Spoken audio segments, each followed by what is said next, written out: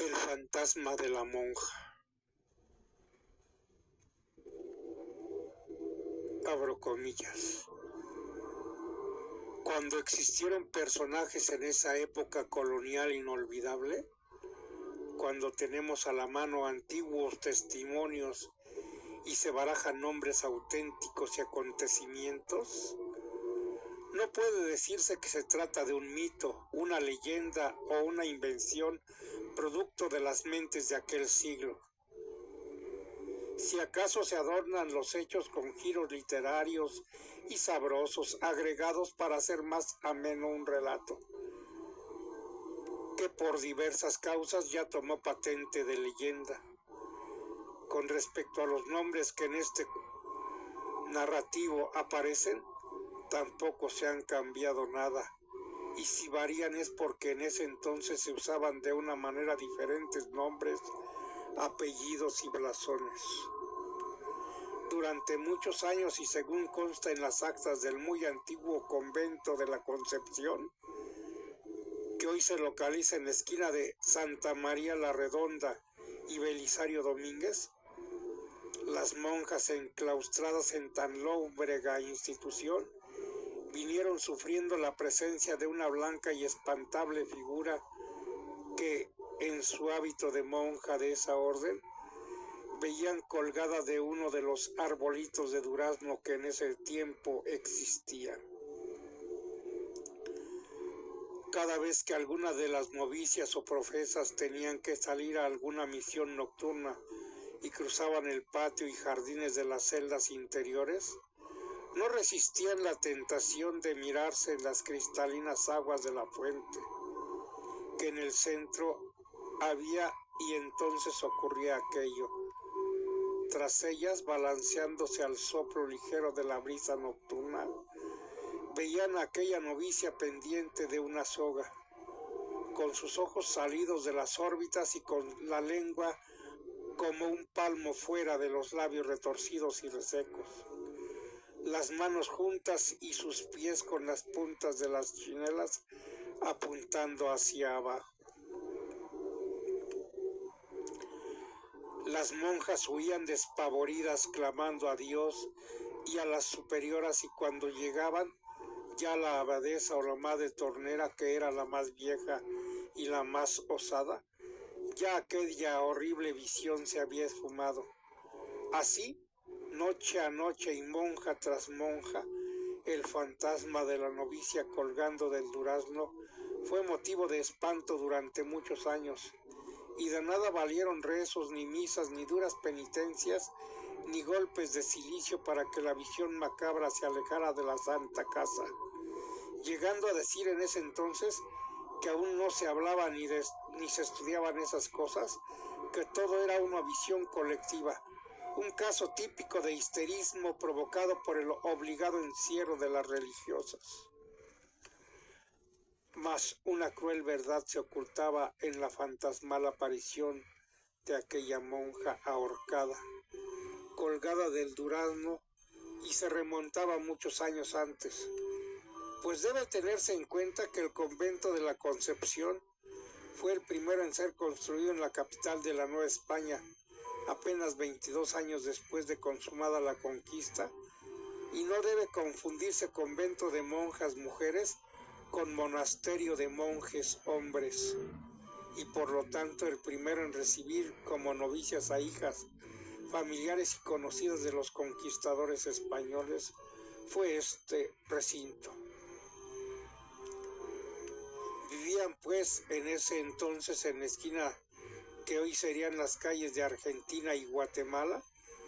precisamente en donde se ubicaban muchos años después una cantina,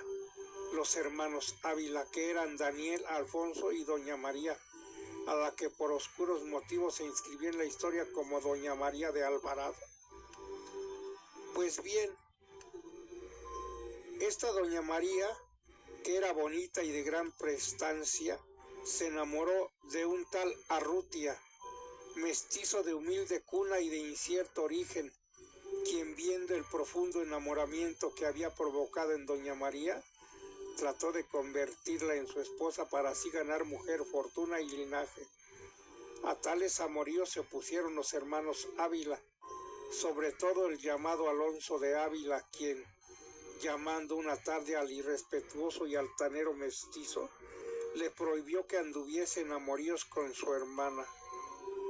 «Nada podéis hacer si ella me ama», dijo cínicamente el tal Arrutia, «pues el corazón de vuestra hermana a tiempo es mío. Podéis oponeros cuanto queráis, que nada lograréis. A fe mía,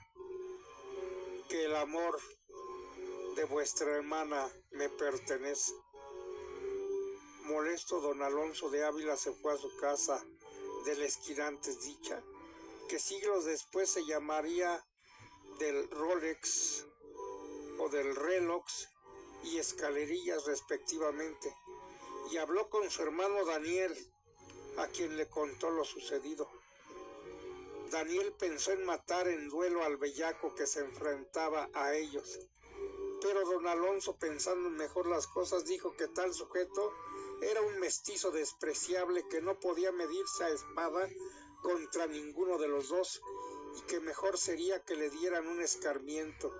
Pensando mejor las cosas, decidieron reunir un buen monto de dinero y se lo ofrecieron al mestizo para que se largara para siempre de la capital de la Nueva España, pues con los dineros ofrecidos podría instalarse en otro sitio y poner un negocio lucrativo.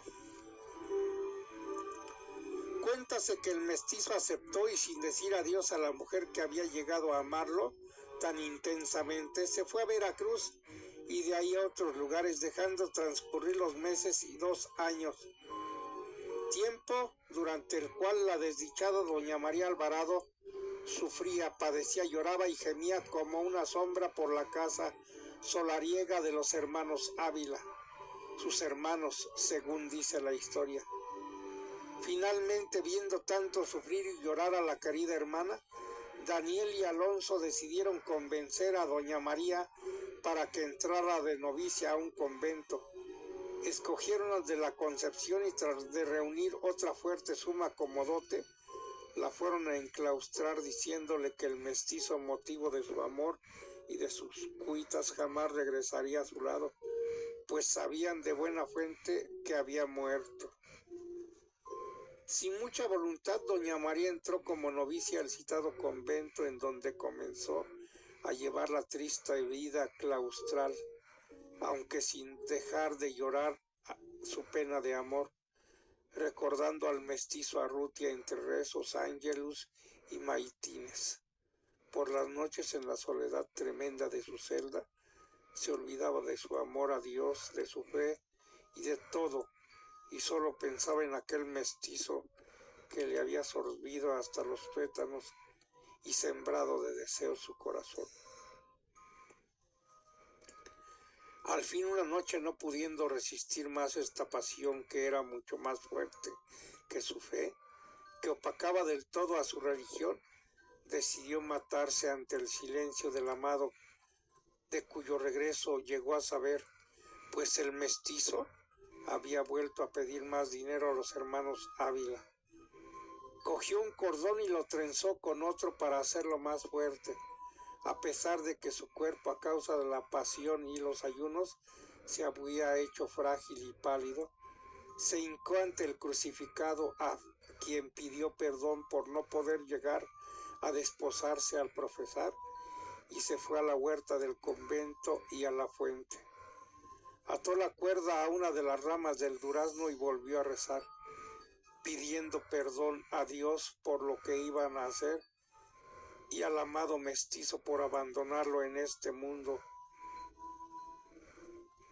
Momento en el cual, ya habiendo pedido perdón y despedirse de su amado mestizo, se lanzó hacia abajo. Sus pies golpearon el brocal de la fuente y allí quedó basculando, balanceándose como un péndulo blanco, frágil y movido por el viento. Al día siguiente, la madre portera, que fue a revisar los gruesos picaportes y herrajes de la puerta del convento, la vio colgando, muerta. El cuerpo ya tieso de María de Alvarado fue bajado y sepultado esa misma tarde en el cementerio interior del convento. Y ahí pareció terminar aquel drama amoroso. Sin embargo, un mes después, una de las novicias vio la horrible aparición reflejada en las aguas de la fuente. A esta aparición siguieron otras hasta que las superioras prohibieron la salida de las monjas a la huerta. Y tal prohibición era después de puesto el sol. Tal parecía que un terrible sino, el más trágico, perseguía a esta familia. Vástagos, los tres de doña Leonor Alvarado y de don Daniel González Benavides, pues ahorcada doña María de Alvarado en la forma que antes queda dicha, sus dos hermanos Daniel y Alonso de Ávila se vieron envueltos en aquella conspiración o azonada encabezada por don Martín Cortés, hijo del conquistador Hernán Cortés, y descubierta esta conjura fueron encarcelados los hermanos Ávila, juzgados sumariamente y sentenciados a muerte. El 16 de julio de 1566, montados en cabalgaduras vergonzantes, humillados y vilipendiados, los dos hermanos Ávila, Daniel y Alonso, fueron conducidos al patíbulo en donde fueron degollados por orden de la Real Audiencia, y en mayor castigo a la osadía de los dos Ávila, su casa fue destruida y en el solar que quedó se aró la tierra y se sembró con sal. Tal es la historia real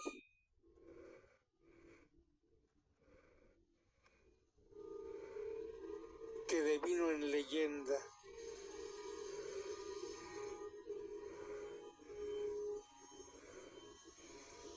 El lugar donde vivieron estos hermanos